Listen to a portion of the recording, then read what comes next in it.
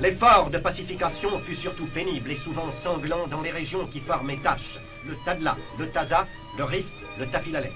Les tâches de Taza, du Rif, de Tadla furent réduites, la tâche du Tafilalet jetée sur le prestige du protectorat, une ombre douloureuse, car le Tafilalet, pacifié dès 1917, avait été perdu en 1918.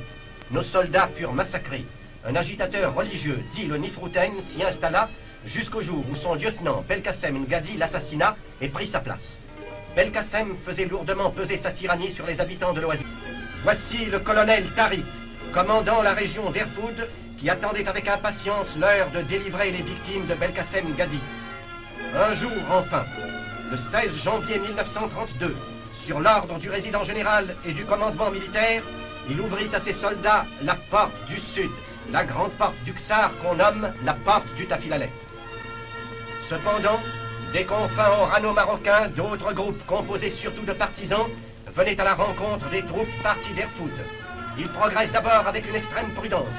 10 d'entre eux tombent frappés par les balles des derniers dissidents.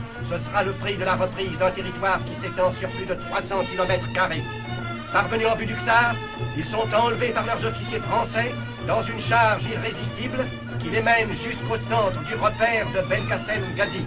La veille au soir, sentant la partie perdue, Belkacem a rassemblé ses mercenaires, puis abandonnant sa famille et ses biens, il s'est enfui vers l'ouest. À 9 h du matin, flotte sur Rissani le drapeau français et le drapeau chérifien.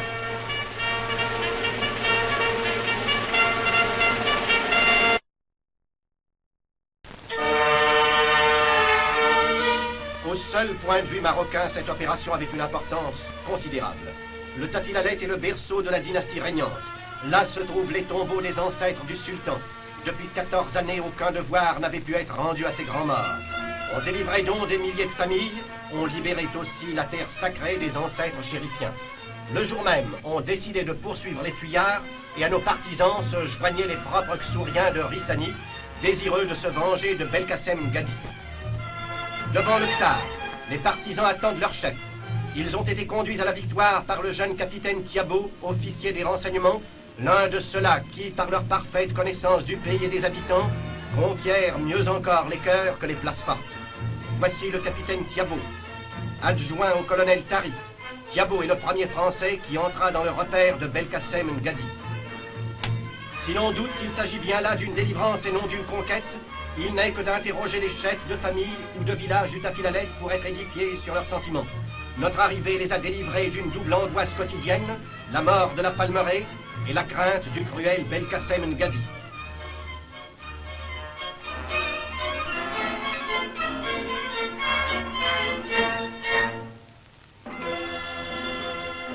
D'ailleurs, les demandes de soumission se multiplient. Elles sont reçues par le nouveau gouverneur de la région, le capitaine Henri de Bournazel, qui, venant du sud, rejoignit son camarade Thiabo pour l'assaut du Ksar. On établit aussitôt les conditions de loyale collaboration. L'interprète Rosé, à gauche, fait connaître les intentions de la France et les désirs des Ksouriens. Le représentant de la puissance protectrice parle. Je vous apporte la sécurité et la santé. Sous l'égide de votre souverain, nous veillerons sur vous et sur vos biens. Nous trouverons de l'eau pour vos palmiers et vos jardins. Nos médecins donneront leurs soins à vos enfants, à vos vieillards, à toute la population. En retour, nous vous demandons d'être les loyaux sujets de votre sultan et les amis sincères de la France. Par Allah, qui seul est grand, et par Mohammed, son prophète et aïeul de notre sultan, nous vous jurons fidélité, répondent les chefs et les notables. Les intentions de la France sont en effet bien simples. Rendre la santé à l'oasis, aux plantes comme aux gens.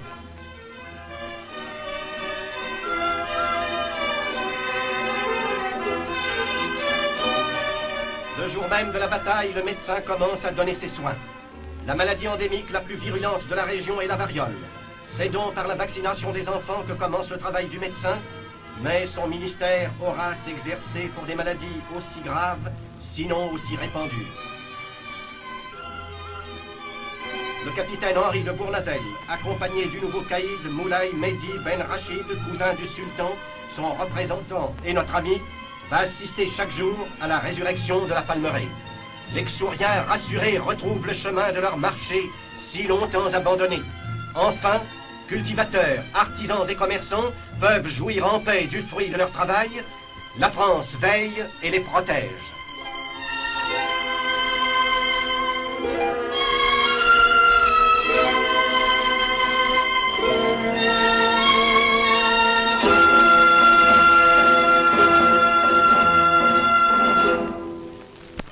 Entre les confins orano-marocains et la région de Marrakech, restait 80 km de pays insoumis à peu près inconnus.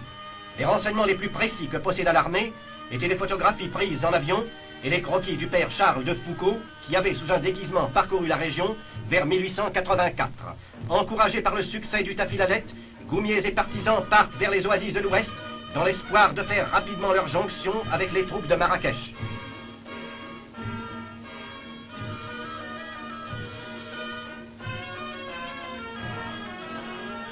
Ils se dirigent vers la palmeraie d'Asrir et traversent pour y arriver la ravissante oasis de Goulmima, soumise depuis bientôt 4 mois.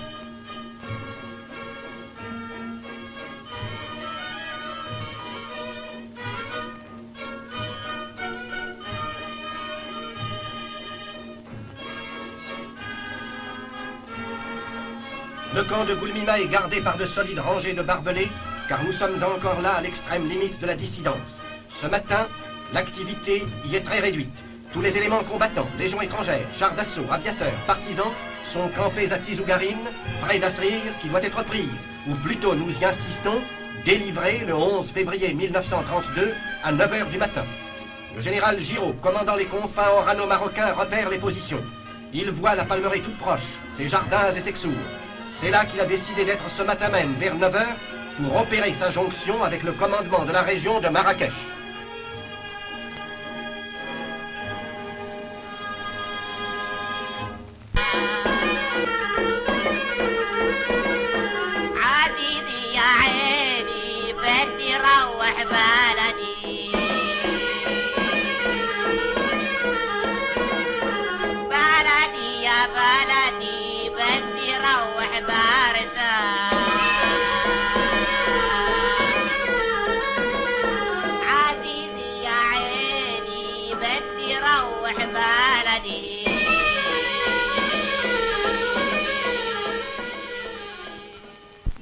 Cependant, l'aviation, ces yeux de l'armée montent une garde vigilante. À l'heure dite, les goumiers partent.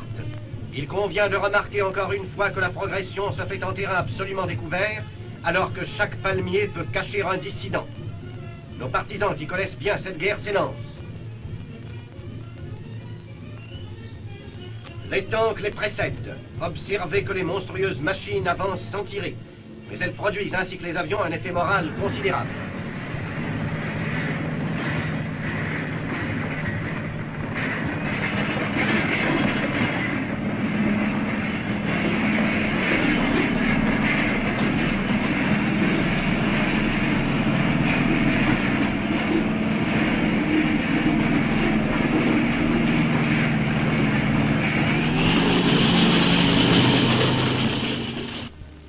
Soudain, le drapeau blanc. Le chef de bataillon Astier de Villac, directeur du service politique des confins, y pénètre. Les agitateurs, comme à l'ordinaire, se sont enfuis. Le caïd et les notables sollicitent la manne, c'est-à-dire l'engagement réciproque de vivre en paix et confiance sous la bannière chérifienne. Le commandant Astier de Villac les conduit vers le général Giraud.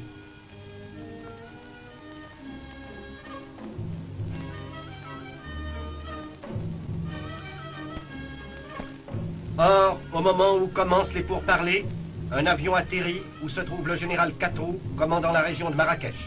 Il est de l'avis unanime, à cause de ses états de service en Arabie et en Syrie, l'un des Français qui connaissent le mieux l'islam de Constantinople à Casablanca.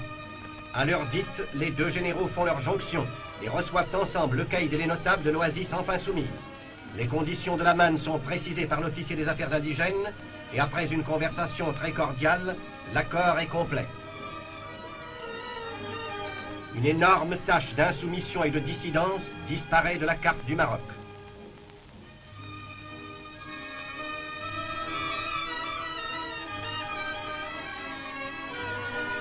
Alors commence la reddition des armes et l'on constate que les dissidents sont aussi bien armés que les réguliers. Puis on organise la cérémonie religieuse appelée Ta'agiba, qui marque tout ensemble les regrets des Ksouriens pour leur longue insoumission et leur ferme propos d'être de braves et fidèles alliés. Pendant cette préparation, notre appareil de prise de vue excite fort la curiosité des Ksouriens. Avant que la Ta'agiba ne commence, nous prions les spectateurs amis des animaux de nous excuser. Nous allons faire passer sous leurs yeux un spectacle qui leur sera très pénible. La Ta'agiba vient de coutume vieille comme le monde. Celle que nous avons enregistrée au matin du 11 février 1932 est d'une si grande importance historique qu'il serait impardonnable de ne point l'évoquer telle qu'elle fut. Et d'ailleurs, le sang de ces innocentes bêtes ne coule-t-il pas pour attester qu'il ne coulera plus dans ces mêmes lieux de sang qu'humain?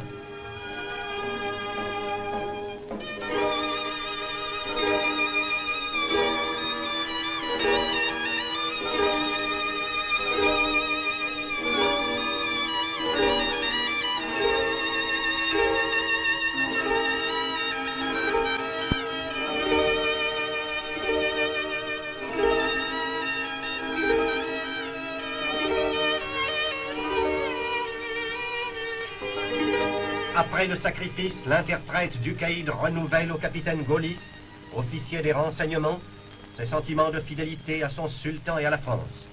Demain, ces hommes combattront près des nôtres pour réduire d'autres dissidences. Demain, les malades seront entre les mains de nos médecins. Des semences seront distribuées aux cultivateurs. La France commencera son apostolat.